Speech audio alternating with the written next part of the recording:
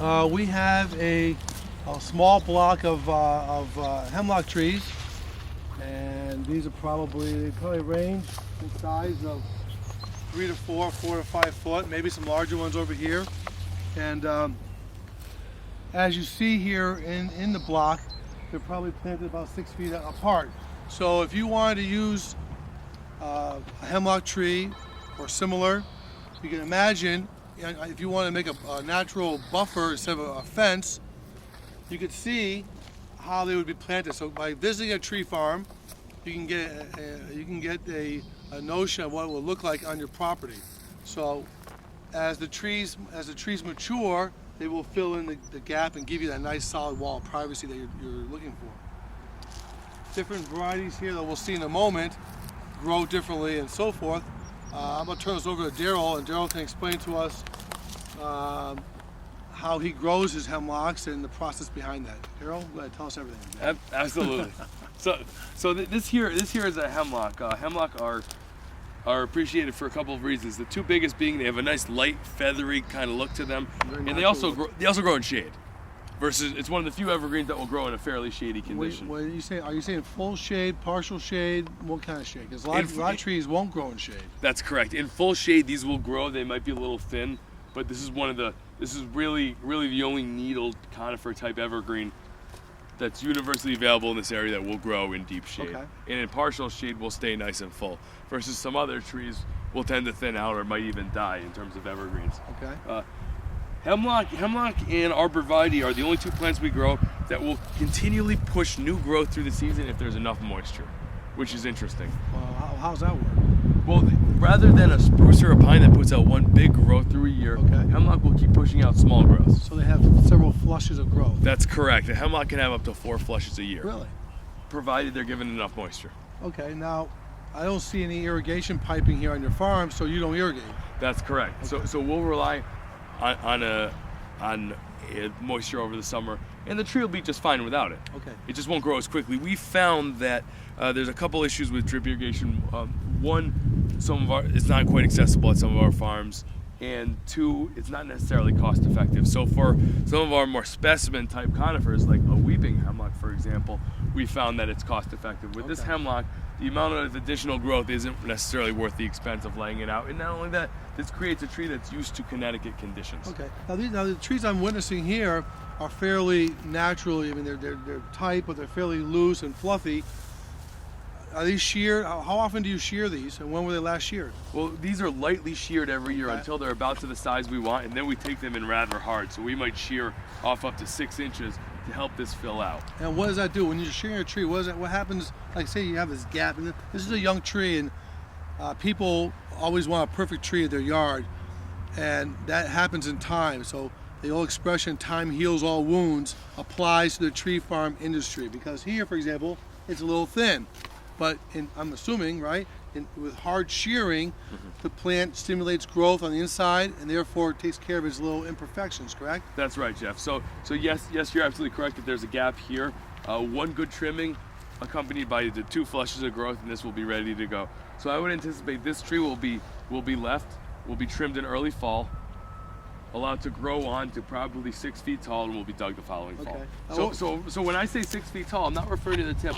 I'm referring to the mass of the tree. Okay. Correct. So right now we're at about 5 feet. I would expect this to be by next fall, meaning fall of 2012, it being spring of 2011 now, I would expect that this tree would be 6 feet tall and nice and full and fairly cone shaped. Okay, so are hemlocks graded differently? See, we've already witnessed today the shade trees, and they're done by caliper.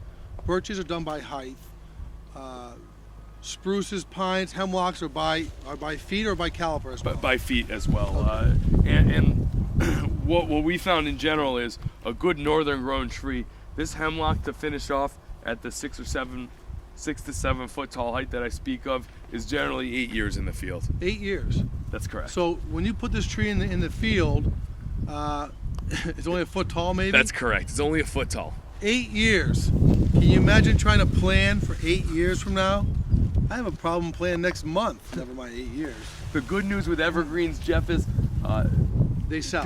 Evergreens always seem to sell. Yeah, no, they sell. We get far more concerned about our deciduous varieties, unless some nasty pest comes by, which very rarely happens. That's a major threat to a particular evergreen species. We can rest confident that people are going to want screening in the shade, and that pretty much excludes everything except for hemlock. So I can feel very comfortable that the hemlock that we might be planting this spring in 2019, 2020 will still be popular. Well, I can tell you that from my experience in life in this business, the shade trees, people buy 1 or 2 maple trees, they buy a birch tree, they buy dogwood trees, and they're onesies and twosies of trees. When it comes to evergreen, whatever species it might be, whether it be a hemlock or spruce, it's a numbers plant. People want 5, 6, 10, 20, 40. They want to buffer their neighbors out. And as you can see, what it would look like in your property, a nice row of trees. It's amazing to me that when you plant a field like this, you line out a block of hemlocks, or in this case hemlocks, you'll see a little guy like this, or you'll see a little guy like this, right? But look at the size. Look at the size of this fat guy. I mean, this is a fat guy here. It's amazing the difference. I'm assuming genetics, right? Genetics also, it could be something as minor as a very small root on a very small plant. This might have recovered from stress faster. I'm sure it's also genetics, Jeff, but this is what we like to call a moneymaker. Well, there are some of those in the field. Now, we average out our price. So just because this will be this tree will probably be ready, and we're going to sneak in here and dig this one specifically. Because otherwise, they're so close, you're going to lose this guy if you don't get him out of the field, won't you? That's correct. So this fall, we'll probably selectively dig. You see this tree here. If you look up, there's a few large ones. We're going to selectively dig just a few of the ones where it's necessary. Because otherwise, if you don't dig this fall or this year, you might compromise the quality of the next guy, and then it's a waste of time. Correct. So ideally, you want the largest tree possible out of your space. And in this case, we had one guy that literally grew a foot taller than the one surrounding it. It's amazing, absolutely amazing. So when you come into a block of trees like this, let's just say you start harvesting, you mentioned 8 years. So you start your digging process in 8 years. Are you digging all in 8 years, or are you digging 8 years and some in 9 years, and you're clearing out the block by 10 years, or? It depends on the intent. Because with the new property that we looked at earlier, we now have the space that permits us to allow these hemlock to get a bit larger. So we're going to be digging every other tree. A big difference between evergreens in general and the deciduous in general is these recover from stress faster. So we'll transplant as necessary to lay these out in a manner that gives them the space they need to grow, and also in a manner that allows us to continue to do what we need to do, which is planting the next crop moving forward. Well, right now it's the end of March, almost April this weekend, and the trees have a nice color to them. Obviously, you haven't fertilized them yet for the springtime, but a lot of evergreens this time of year have a lot of brownish tinge from the winter damaging winds. Your trees don't seem to have that. Just because you don't have a wind problem here, or is that because?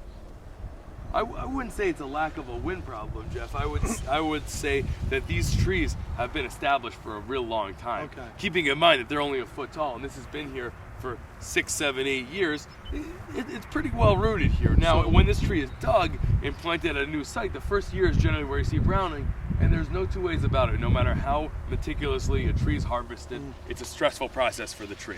Sure. So that's why you see very minimal damage on these. They've been here for a number of years. Okay, I gotcha. Well, why don't we head over behind us? There's a large block of spruce trees up on the hill. Let's go over there and take a look at those and talk about those. Excellent.